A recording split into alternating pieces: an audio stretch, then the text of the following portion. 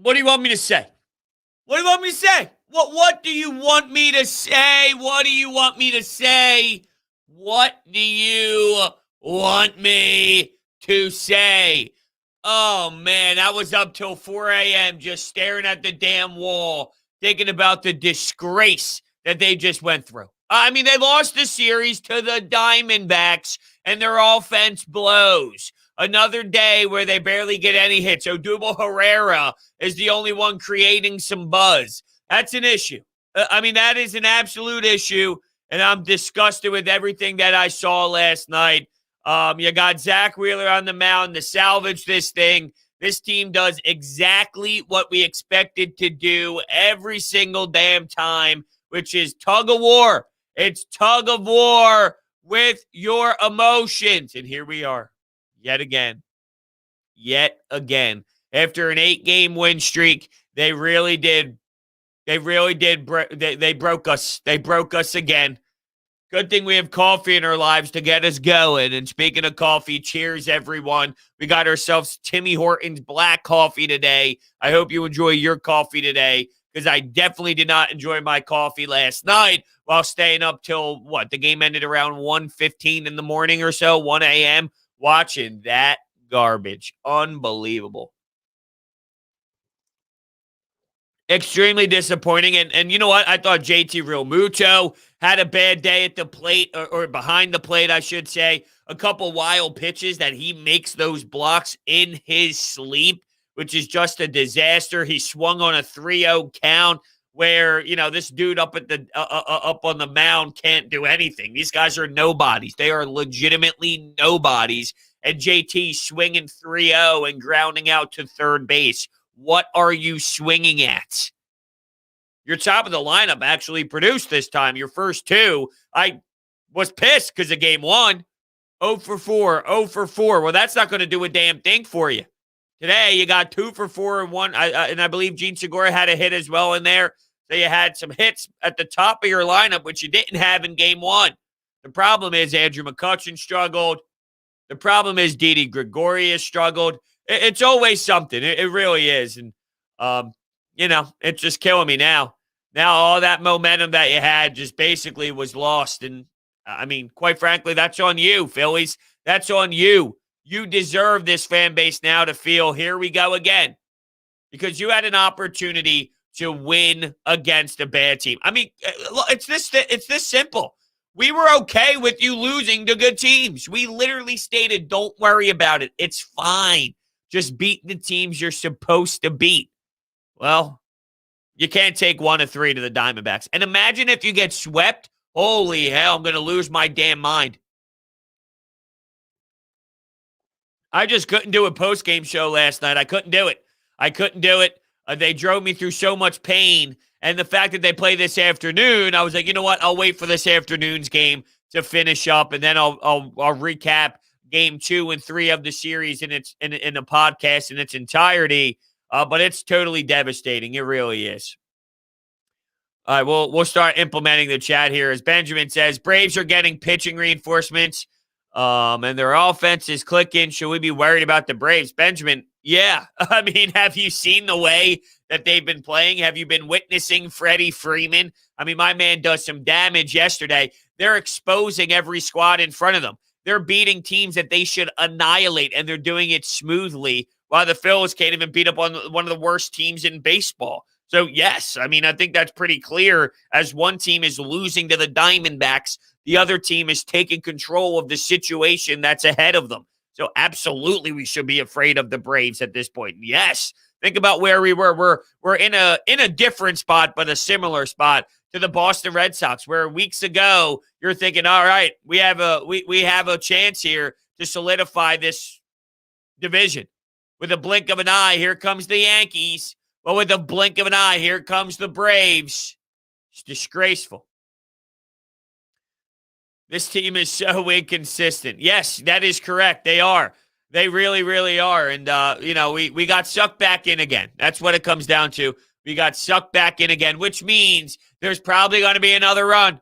There's probably going to be another ride. Maybe whenever Rhys Hoskins comes back, the offense explodes a bit more, and we go, well, the only problem was Rhys Hoskins wasn't there. And it's like, I understand how important he is to a lineup.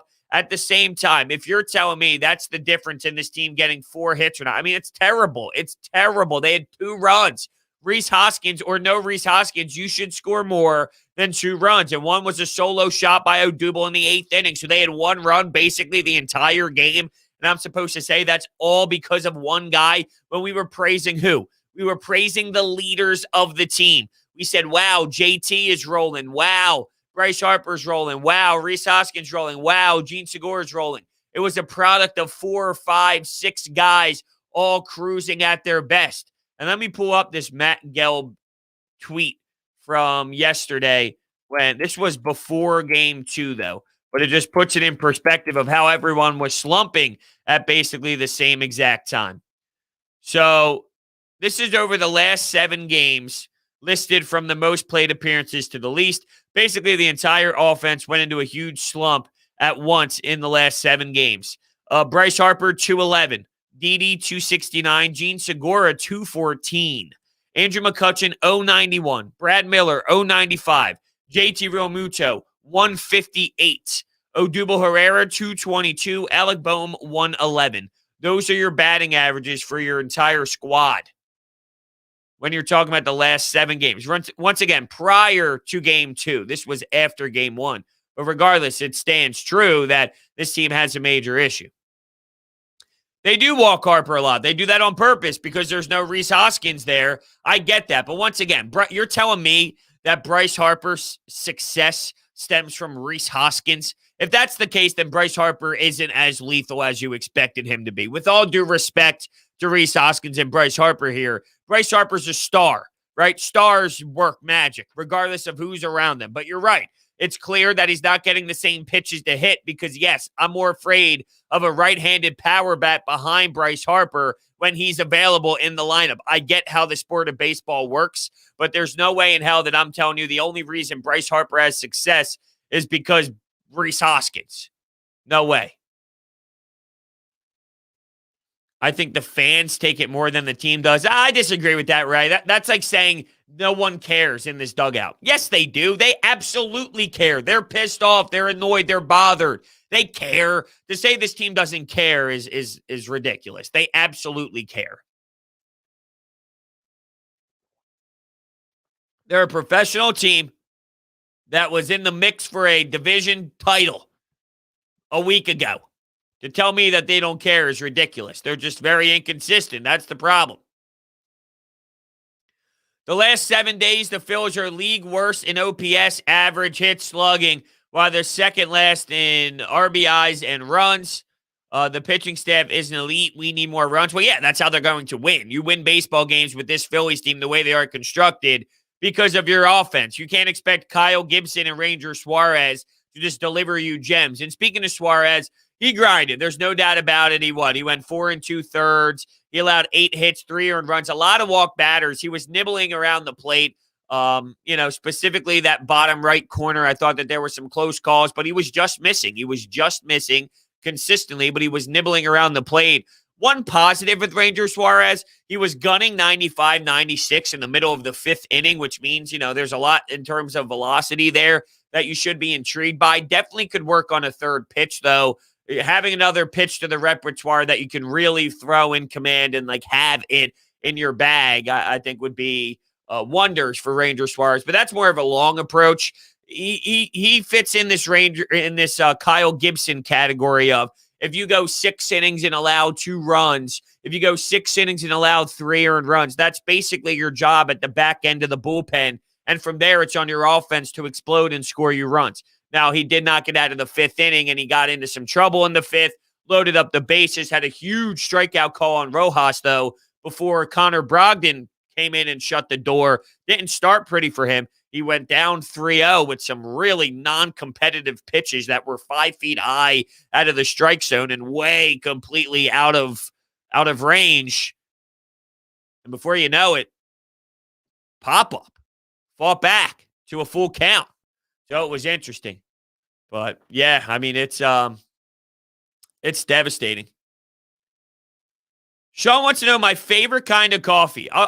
Oh, my least favorite kind of coffee. I'll be honest with you. As much as I love coffee, I'm not a big dark roast guy. I'll drink it. I'm not anti to the point where if someone makes a cup, I'm going to say no thank you and spit it out. I will absolutely drink the cup, but I will never go to Wawa. I'll never go to Starbucks. I'll never go to Dunkin'. I'll never go to any coffee shop and say, I'll have your dark roast. Just normally not my go-to, if you will. And it's funny, I used to like it a lot more because I like my coffee rich. I like my coffee bold. I need it to make a statement in my life. If I make it too weak and it doesn't have that power of that oomph, I recognize rather quickly and I go, nope, I can't do this. But I do it anyway. But it's like, I need it to be more of a punch. So it's, you would think that dark roast would be that for me, but sometimes it's too much. Pierce, I like that you make this statement, not because it has to do with Matt Moore going against the Padres, but yesterday during the post-game show, Joe Girardi was being asked questions, and he stopped himself short. He was talking about who's throwing tomorrow, and he stated, he goes, we have wheels going tomorrow. He wanted to say we have our ace going tomorrow, but maybe he didn't want to throw shade over Aaron Nola's direction, as if anybody was really questioning who was the ace of the staff after witnessing those two players this season. But he stopped himself, and I think he stopped himself for a reason because he didn't want to hurt Aaron Nola's feelings, maybe. I don't know. But it was definitely stopped mid-tracks. Sean says, as I'm drinking a room temp dark roast coffee. That's another thing, too. I hate when hot coffee gets to a certain temperature. I'm constantly nuking. I'm constantly throwing my coffee back into the microwave for 50 seconds, and sometimes it's too much, and then it's burnt. I mean, I drink all the coffee in this scenario anyway, but like when it is lukewarm and I don't like it, I still drink it. It's just like I can't not drink it, right? It's sick. It's sick in the head. Philly Sports Inc. says, I really wish that Nola could figure out how to be consistent. When he's nasty, when he's on, he's nasty. Yeah, I mean, we've seen him in years past show his strengths in a more consistent form, no doubt. He's always had problems, though, when the games mattered most, when the games intensified, and that's a problem. That's when you need your number one dude to perform the best.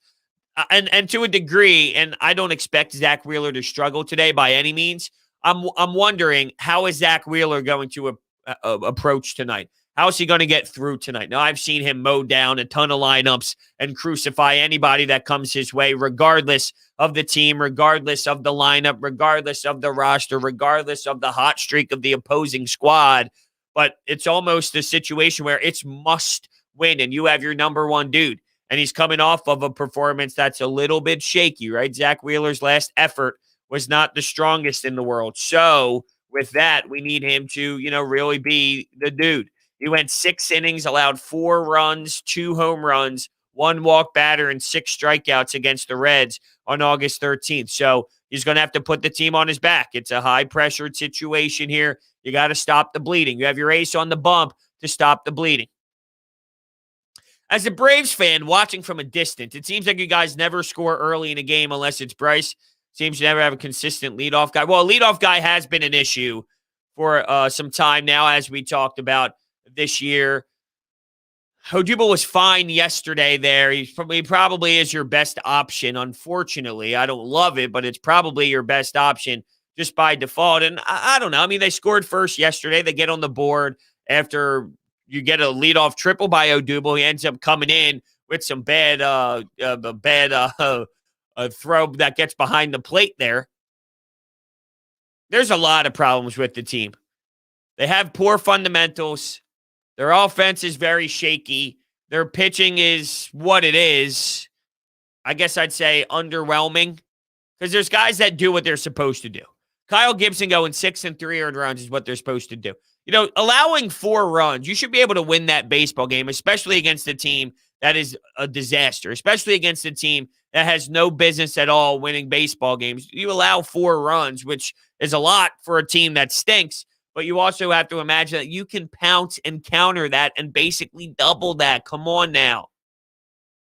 max coffee wants them to rebuild the farm, sell. That's the only way we're going to win. I crack up because there's a specific individual that I used to go back and forth with on Twitter. And before the trade deadline, I'm saying sell, sell, sell, sell, sell. And he goes, you're a moron, you're a moron, you're a moron. Then they go on that 8-game win streak. And then he goes, oh, my God, I have all the receipts saved for all you bums and losers that wanted to sell this team and sell some of these players. I have all the receipts. You're not allowed to enjoy this ride. Now, that same individual is saying, this team sucks. This squad's horrendous. We got to make major changes. Sorry. My bad for knowing that previously. Obviously, they have to make major changes. What are we talking about here? We knew that. Love the attempt to change the subject here. I just don't know if it's going to be beneficial. Phillies depress me. What's your favorite Brian Dawkins moment? Man, so many to choose from. No, I don't even know if it's an on-the-field play, to be honest with you. It's almost as if, for me personally, it's any motivational football type of moment. His stuff that he does after football is amazing as well, the way that he speaks and his delivery and his message. It's a Kobe Bryant type feel. Whenever Kobe speaks, you are engaged and you feel like you're in there. You are connected. It's nonstop. You are obsessed with what that person is saying. Same with B-Dog, but it's almost as if when he is in a huddle before a game and he's getting the fellas going and he's using some sort of speech to pump up the fellas. For me, it's any Brian Dawkins moment inside of a huddle that's getting the fellas ready to walk out of the tunnel or on the sidelines getting ready for kickoff. That's my favorite Brian Dawkins moment. Well, the Allen Iverson moment's pretty simple, right? It's probably the step over on Ty Lue. I know that's boring. You had the inbound steal that he took for a bucket the other way. That was masterful. He was getting all sorts of action in the defensive department. So with AI, there's so many classics that it feels basic to answer that with that response, but it's reality, so I can't lie. Jim thinks the Phillies will win 12-1, and the Phillies will win 12-1 today, and I'll be right back in. I know how this works. Jim, I feel you, man. I feel you.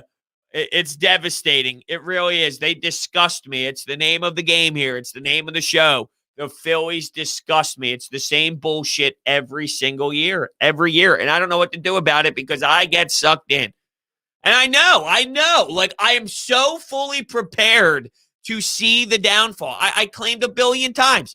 There will be a moment where this 8-game win streak, they get back to reality. Their offense dies down. At that point, you ask the question, can their offense, when it dies down, can their pitching make up for the lack of offense? And I didn't realize it was going to drop this much, though. You go from red hot to ice cold. I thought you'd go from red hot to medium. That's all. Red hot to when my coffee gets lukewarm and I need to put it back in the microwave for 50 seconds. Can we get to that level of normalcy, I guess, if you will, if we're using it as a comparison here? Come on, offense. Save those receipts. Yeah, exactly. Save those receipts. It's the most Phillies thing ever to win 8 in a row, then drop 3 series in a row. Yeah, especially with one of those series that are against a team that you should absolutely obliterate. I mean, it's just that simple.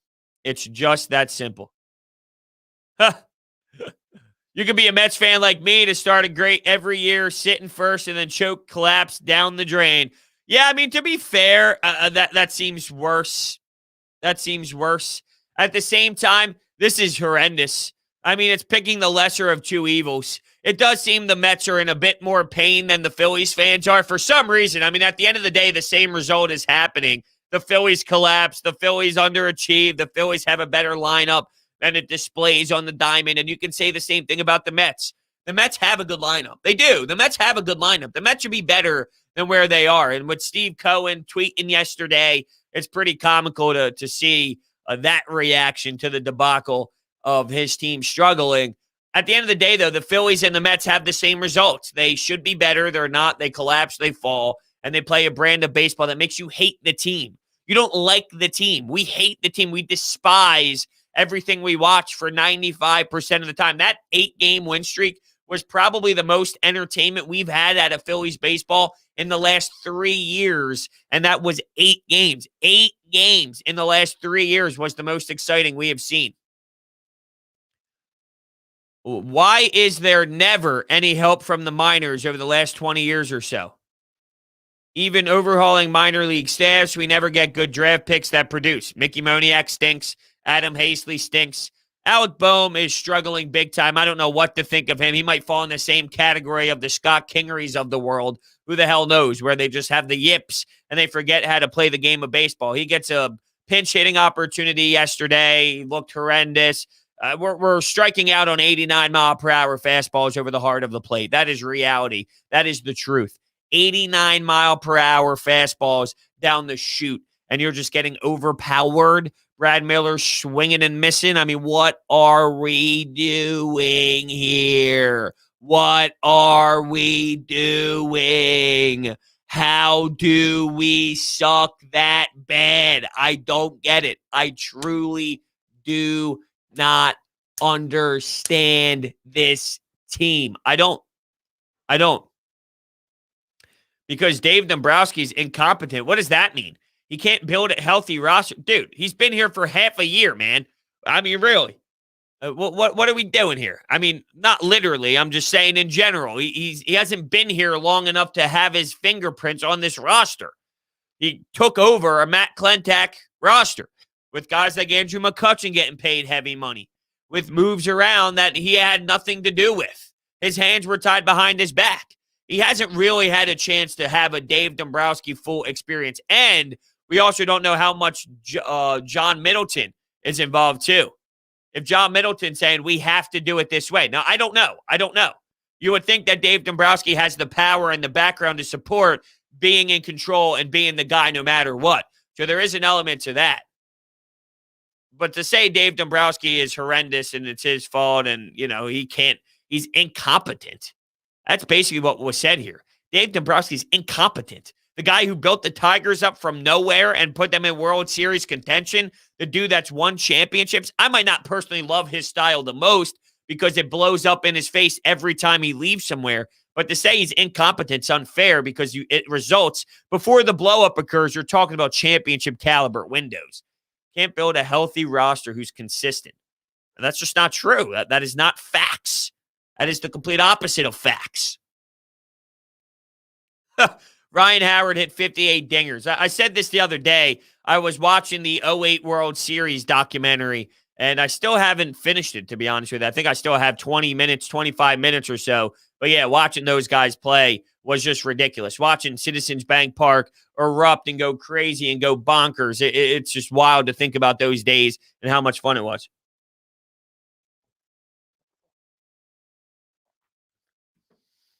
Phillies fan said Odubel did decent in the leadoff spot. Yes, he did. He didn't just have the home run and the triple. He had a pitch that was, 5 inches away from going over that was caught at the warning track. And I know they say this all the time on the broadcast, which annoys me, but I think it puts it in perspective too.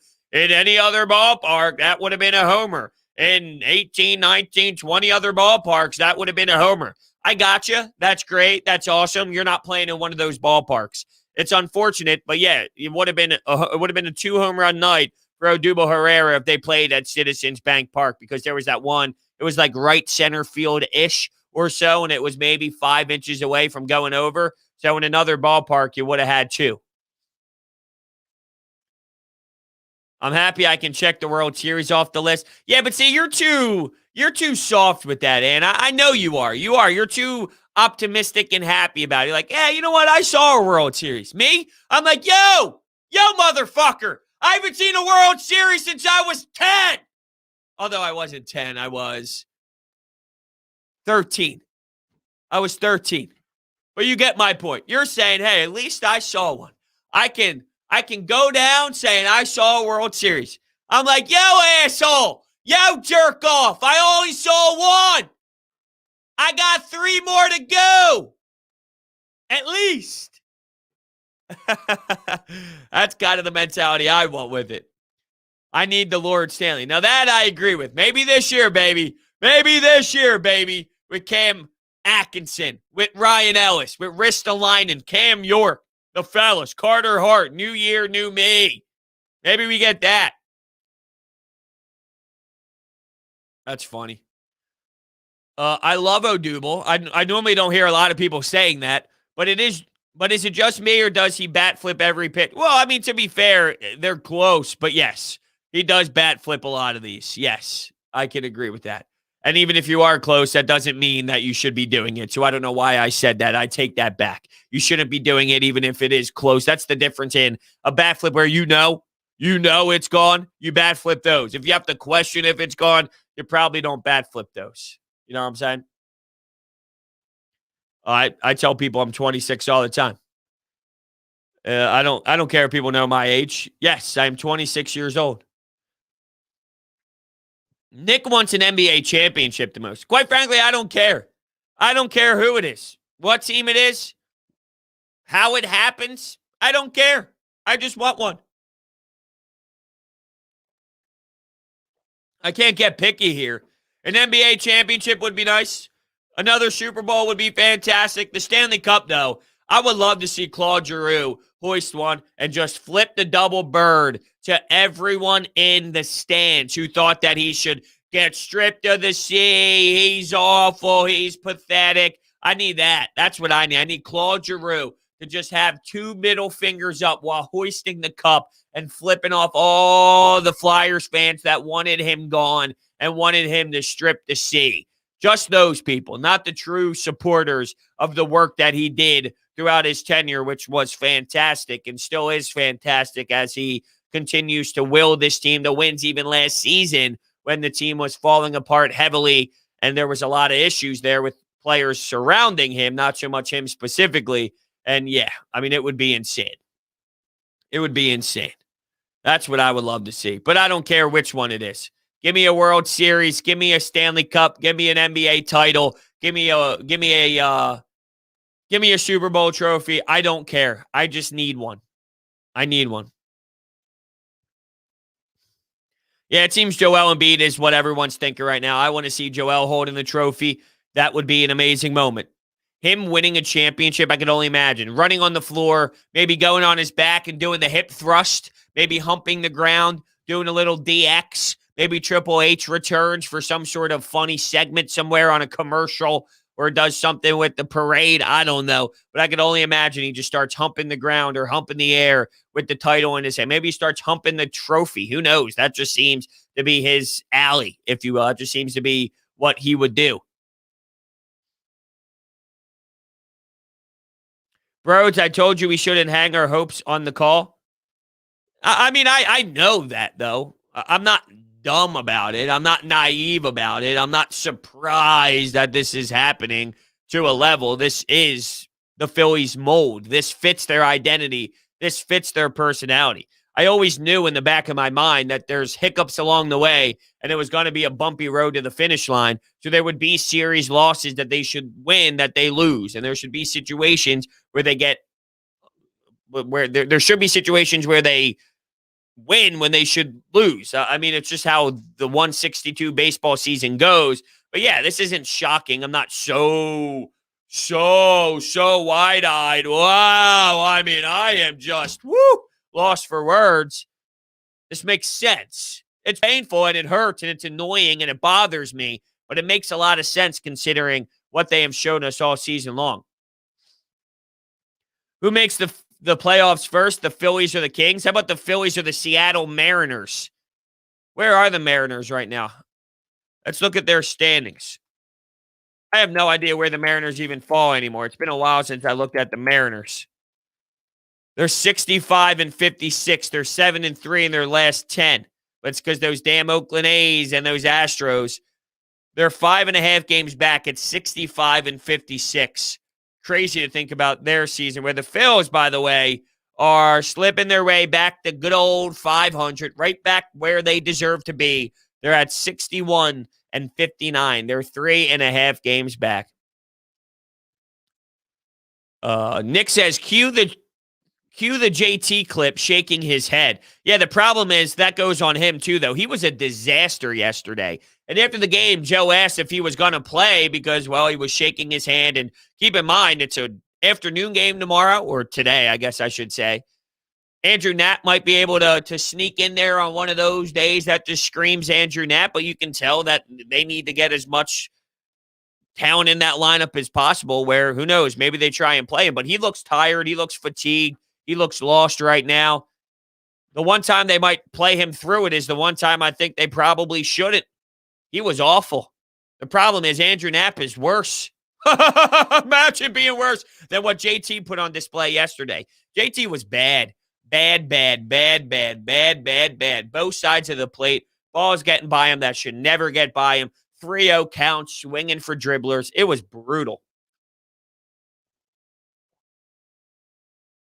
Just brutal.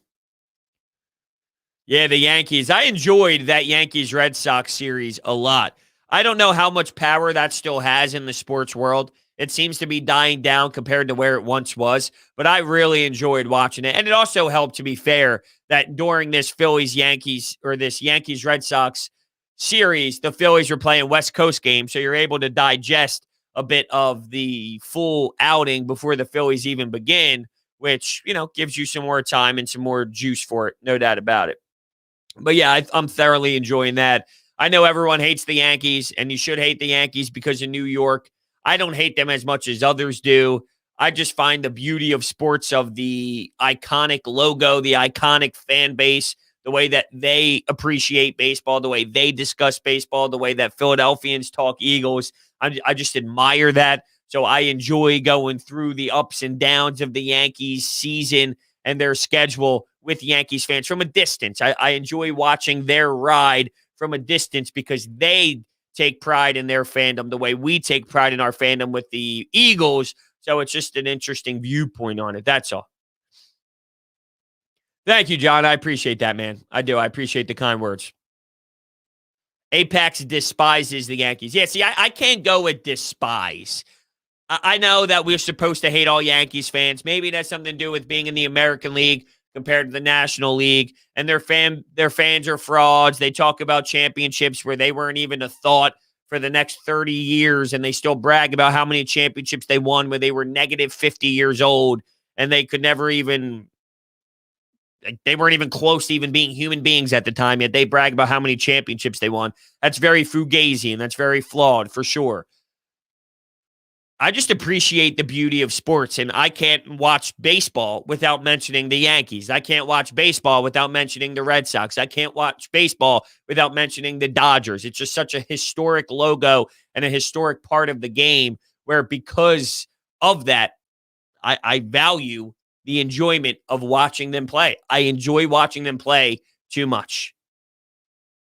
That's just me personally. I know I'm probably in the outlier, but I feel I watch more out-of-market baseball than majority of Phillies fans and baseball fans. Like, a lot of baseball fans stick with their division. You'll watch the Phillies, you'll tune into the Mets, you'll tune into the Braves, but it's hard to do that because there's not that many out-of-market games around unless it's an ESPN feed at night on Sunday Night Baseball or just a random ESPN game at night throughout the late part of the summers, but it's not very accessible. Sometimes they have it on MLB Network where they do that live look-in.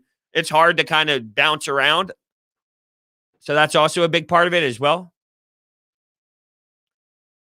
What team do I dislike the most in the MLB? And on the other side, who do you like the most besides the Phillies? I don't have teams that I like other than the Phillies.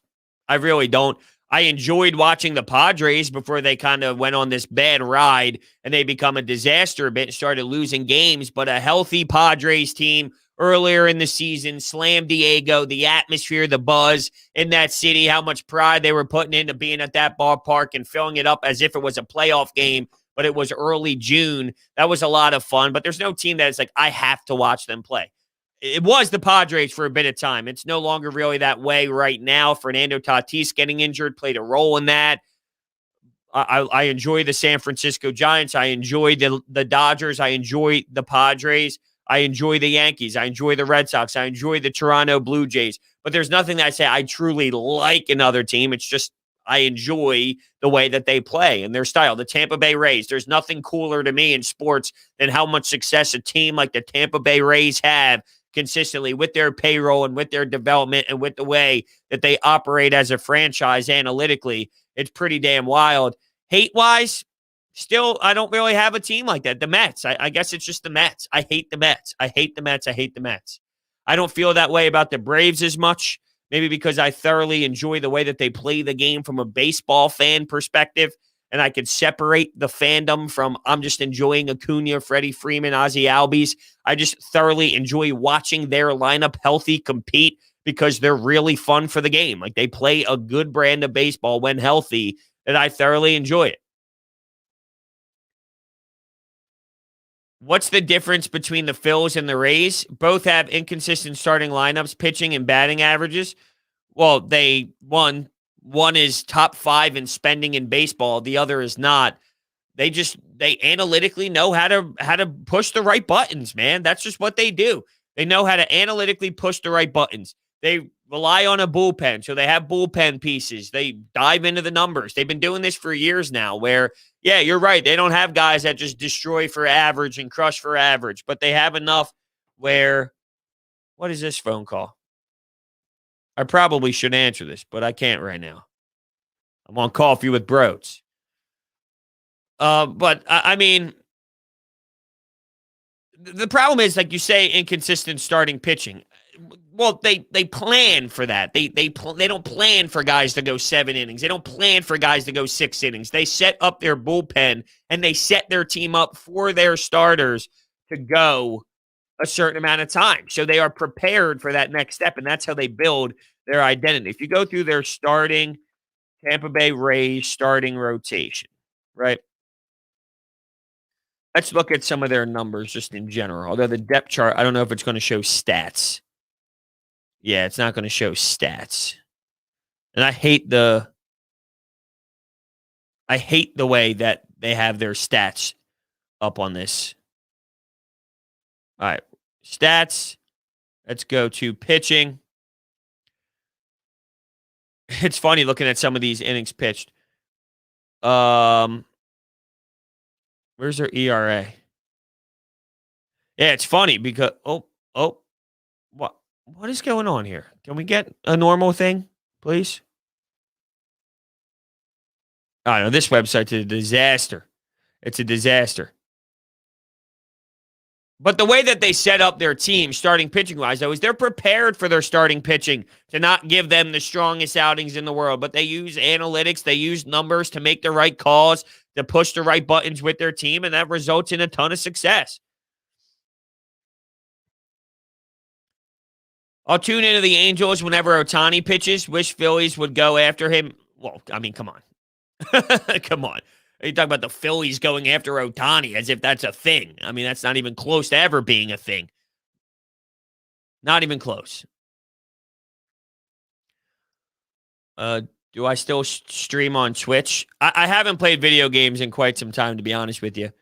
I haven't had a game that I fell in love with. There's nothing that's really catching my attention right now to take my mind away where I can just get locked in. I thought it would be MLB The Show. It's never been on Xbox. Well, it kind of died on me pretty quickly. I'm trying to look at some of these bullpen numbers, though, with Fairbanks, who was a dog last year. Tyler Glass now ended up having that problem with not wanting surgery or not getting surgery, then needing surgery, and he's saying that's because of the lack of sticky stuff that he ended up getting injured. And at that time, he had 88 innings pitched with a 2.66 ERA.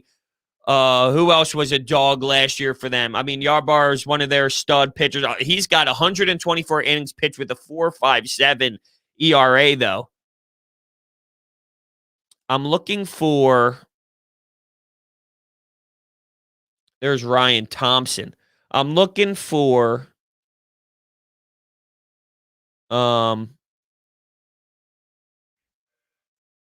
What am I going nuts? Sorry, I got now. You guys got me in a loop here. Why am I having a brain fart on what happened to Nick Anderson? What happened to Nick Anderson? He was placed on the 60-day injured list. That was on March 26th of what? On March 25th, 2021, it was announced he had suffered a tear in his elbow ligament and would miss time until at least the All-Star break. Our March 26th, 60-day injured list. I just haven't kept up with them too much as of late. I've just been more peeking at their records as the day moves forward here. So that's what happened to Nick Anderson as I'm looking for some stats. All right, enough of that. Enough of the race. No COD. Nah, this COD stinks. The Call of Duties are no longer the same. They don't hit the same way. They're not the same way. It stinks. I'm not a Warzone guy. I don't want to go get my equipment for 20 minutes and then go finally see a group of people get one kill and die when I can play Domination and Rush and get 50 kills but die 32 times, or get 35 kills and die 20 times and just rush with a submachine gun to go to B. I'd rather play TDM. I'd rather play Kill Confirmed. I'd rather play Domination. The problem is there's no prestiging anymore, so I'm playing for nothing. Oh, the new season begins? Okay, you lose everything and you start back over. Well, why can't I get the 10th Prestige 55? They just botched the old school version of Call of Duty. That was the fun version for me. Therefore, I'm out. I'm out on the Call of Duty life. It just stinks. Yeah, Battlefield, it is what it is, but I'll never be able to dive into it the same way I used to dive into Call of Duty from the Call of Duty 2 all the way to basically Black Ops 4-ish. I gave it a good ride, but it's just not the same anymore. Daniel is loving the hair. Thanks, man. I appreciate that. You got to have the lettuce rocking, my friend. It's all about the lettuce. I don't really have expectations number-wise. I'm not going to put a number on a rookie wide receiver playing with a rookie quarterback with a rookie head coach. I think that's a little unfair. So what I'm going to do is I'm going to go on my DraftKings Sportsbook app, which you can download and utilize all their great odds and promotions using promo code Brodes when you sign up. I'm going to look at the over-under yards for Devontae Smith as a rookie. We might have done this before. I forget the numbers, to be fair. So we're going to do it again. All right, so player totals, player futures,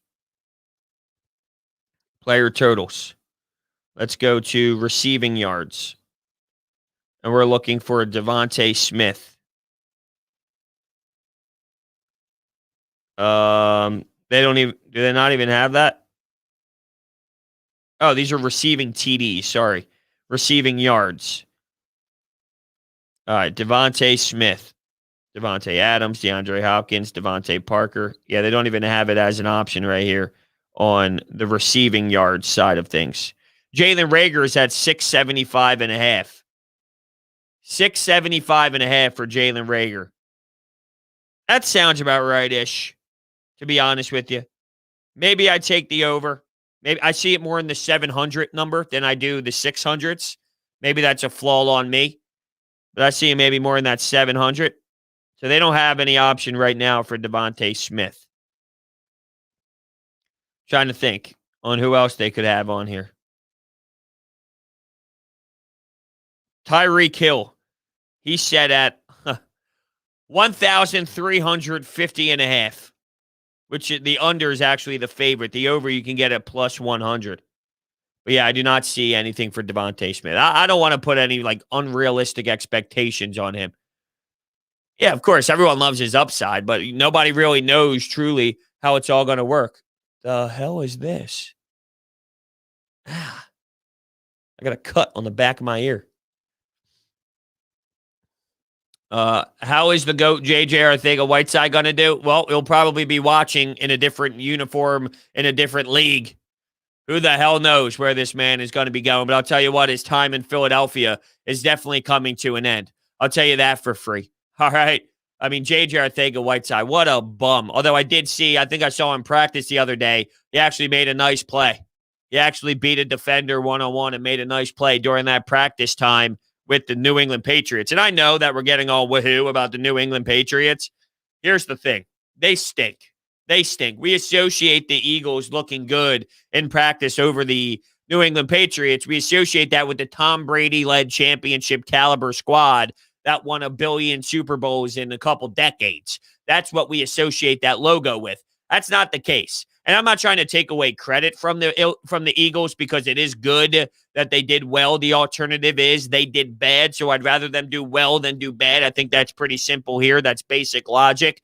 But there is also an element where it's like, oh, wow, I mean, that Eagles defense suffocated that Patriots offense. The Patriots stink. Cam Newton stinks. They're doing nothing but check downs, and they got nothing. They're a bad football team.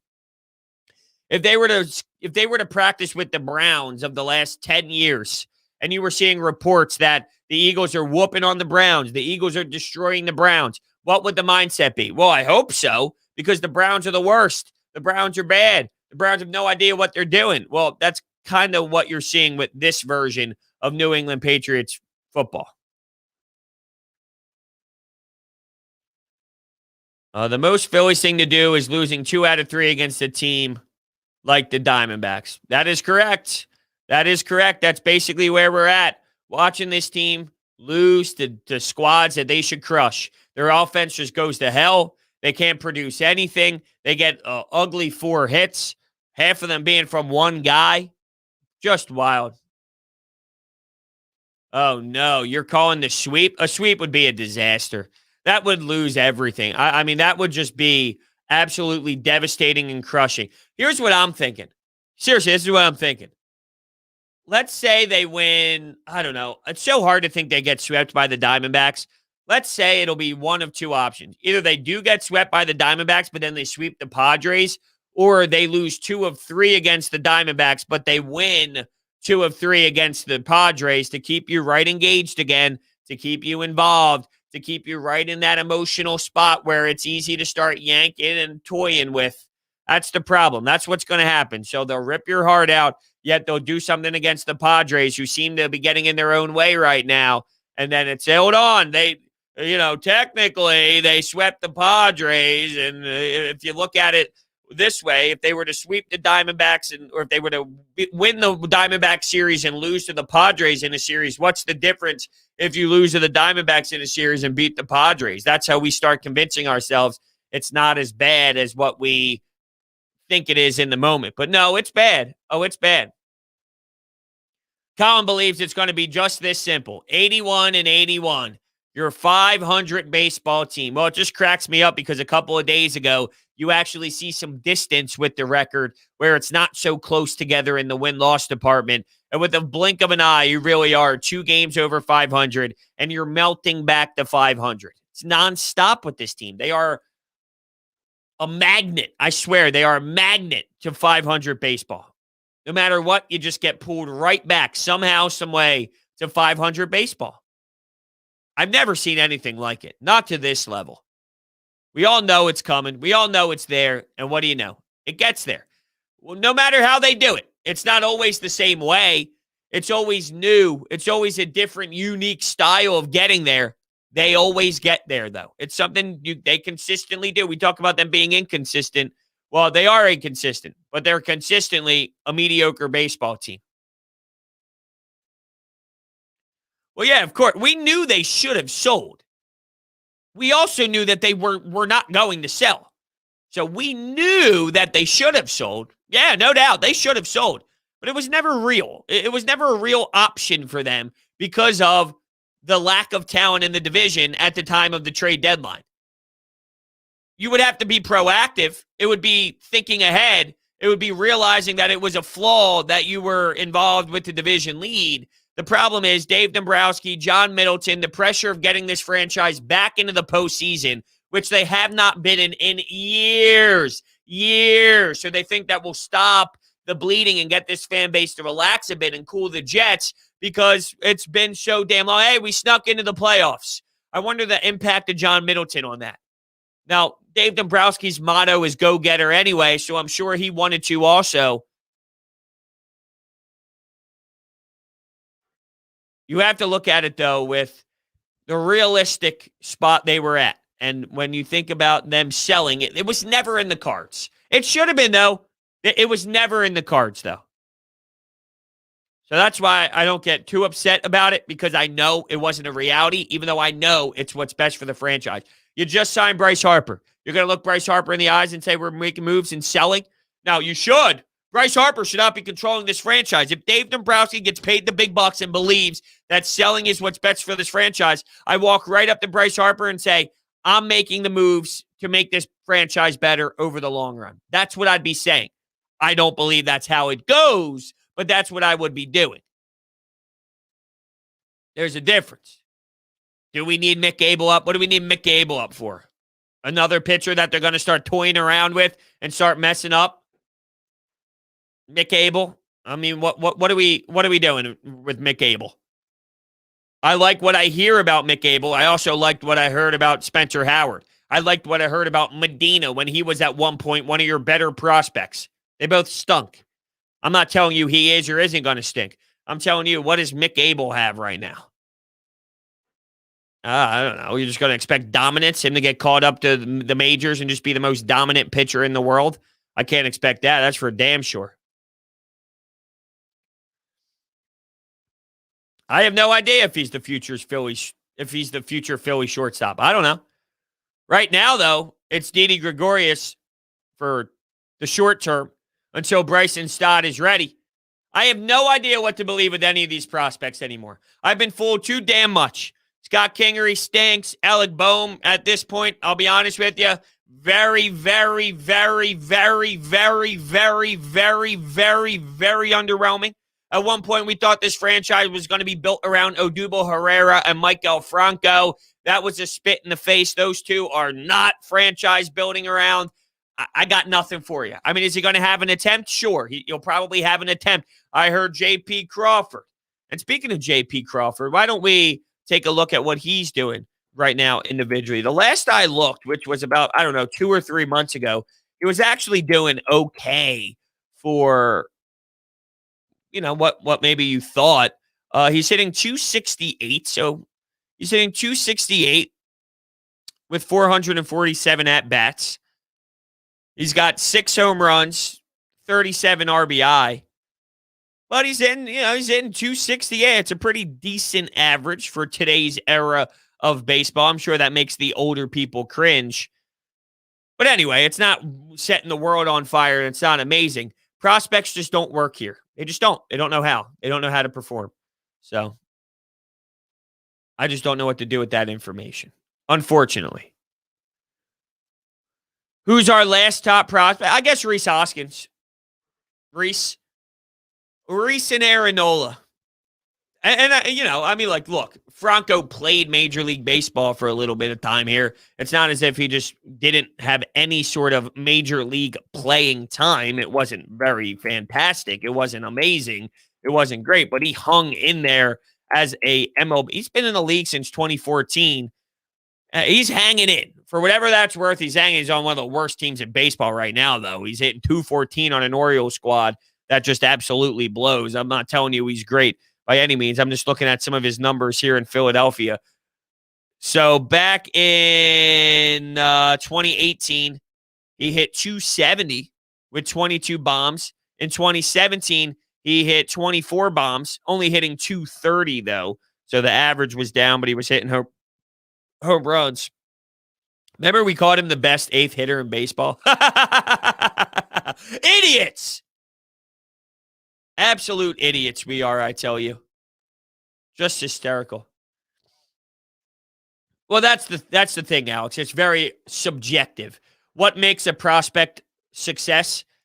I don't know. It's so hard to be in the major leagues. If you become a major league utility guy, is that considered? If you're Brad Miller's career and you were once a prospect, obviously, that's successful. You're a utility bench that has a role. Were you the first overall pick, though? Were you a 6th-round draft pick? Were you a Rule 5 guy? I mean, I guess there's so many different ways to angle this where you need context involved. I don't know. I don't know how to answer that question because it's very subjective and it depends on that individual person's upbringing, where they played, what they were supposed to be, their path, their growth, all of it. So I guess it depends on how it goes from there. Now, with that, I want to thank everybody so much for hanging out on this episode of Coffee with Brodes. We got a lot to talk about later on because you have the Phillies afternoon game and you have the Eagles preseason game too.